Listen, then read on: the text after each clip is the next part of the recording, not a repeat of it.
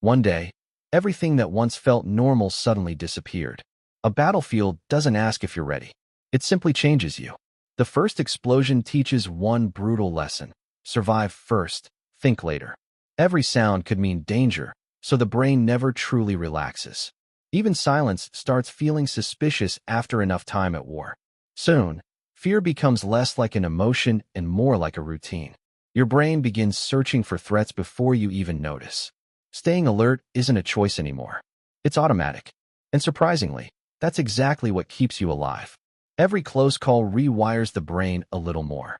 Danger slowly becomes the new definition of normal. Safety starts feeling unfamiliar instead of comforting. The mind adapts because survival always comes before comfort. It learns to expect the worst, even without evidence. This isn't weakness. It's how the human brain survives. Psychologists call this survival mode, and it can last for years. The war may pause, but the brain doesn't receive that message. It keeps preparing for the next threat that never arrives. Then one day, the soldier finally returns home. Friends celebrate, believing everything is finally over. But inside the mind, another battle quietly begins. The peaceful streets somehow feel strangely unfamiliar. Normal conversations suddenly seem distant and unreal. Crowded places no longer feel relaxing. Every unexpected movement still demands immediate attention. The brain hasn't forgotten how to survive. It simply forgot how to feel completely safe. Most people never notice this invisible struggle. They only see someone acting different than before. But the real change happened deep inside the mind. The battlefield may be gone, yet survival keeps running. The hardest war is often the one nobody else can see. So why can't the brain simply switch back to normal? The answer begins with one uncomfortable truth about the human brain.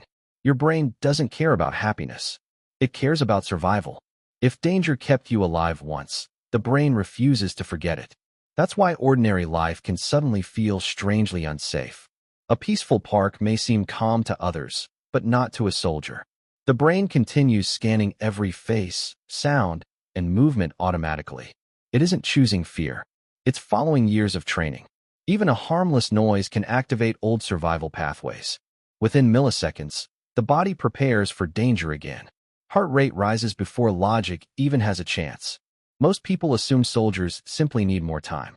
But time alone rarely rewrites the brain. Experience rewired those neural pathways through repetition. Every battle strengthened the habit of staying alert. The stronger the habit, the harder it becomes to silence. This is where many people misunderstand trauma completely. Trauma isn't only remembering painful moments. Sometimes it's expecting danger that never comes. The body keeps fighting a war that's already over. Imagine carrying invisible armor everywhere you go. Eventually, you forget what it feels like without it. That's how survival slowly becomes your identity. Friends may notice distance, but rarely understand the reason. The soldier isn't rejecting people. The brain is simply protecting itself the only way it knows. This invisible battle often feels lonely, because everything looks normal from the outside. But inside, the mind never fully leaves the battlefield. So what finally convinces the brain that the war is truly over? The answer isn't forgetting the past. It's teaching the brain that safety exists again. And surprisingly, that's much harder than winning a battle.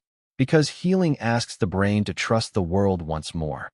Healing often begins with something surprisingly simple, feeling safe enough to speak. Not about winning battles, but about facing painful memories without running away. For many soldiers, those words take years to finally come out. The memories don't disappear, but they slowly lose their power. The brain starts learning that today's world is different from yesterday's battlefield. Each peaceful moment becomes new evidence that survival mode can finally rest. Recovery isn't forgetting the past. It's building a new future beside it. Like a tree growing through cracked ground, healing begins one small step at a time. Strength isn't pretending nothing happened. It's continuing despite what happened. Support from loved ones becomes something the brain slowly learns to trust again. Simple words can sometimes reach places medicine cannot. The helmet once meant survival. Now it carries memories instead of constant fear. Looking into the mirror feels different than it once did. For the first time, the soldier recognizes more than just a survivor. A new identity quietly begins replacing the old one. Life slowly becomes about living, not just staying alive. The eyes stop searching every corner for invisible danger. Even small moments of peace begin feeling real again. Something as ordinary as a bird can become a symbol of safety. The world hasn't changed nearly as much as the mind has. Watching another young soldier leave brings back difficult memories.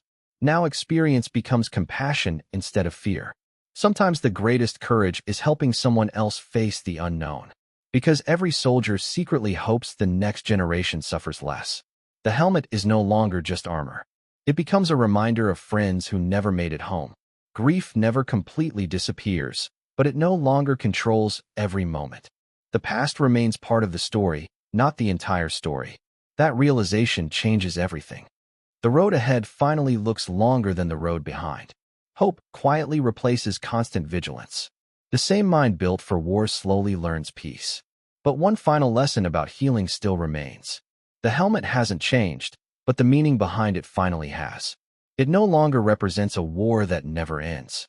Now it represents survival, courage, and the choice to keep living. Healing doesn't erase painful memories. It teaches the brain that those memories belong to the past. That single difference changes everything. The world slowly becomes a place to experience instead of fear. Ordinary sounds stop feeling like hidden threats. Ordinary people stop looking like possible enemies. Ordinary days begin feeling extraordinary again. The brain finally spends more time noticing beauty than danger. Not because it forgot the war, but because it learned safety once again. This is the battle most people never see. It isn't fought with weapons. It's fought inside memories, emotions, and the nervous system. And sometimes, that battle lasts longer than the war itself. That's why telling someone to just move on rarely helps. The brain cannot simply switch off survival mode overnight. It must slowly learn that the danger has truly passed. Patience becomes stronger than pressure. Understanding becomes more powerful than judgment. And compassion becomes part of the healing itself. Because every invisible wound deserves the same respect as a visible one. You never know what battle someone is still carrying inside. Sometimes the strongest people are simply the ones still standing. The helmet returns one last time, not as armor, but as a reminder. A reminder that surviving the war was only the beginning. Learning to live again became the real victory. Maybe feeling normal isn't about becoming the person you were before.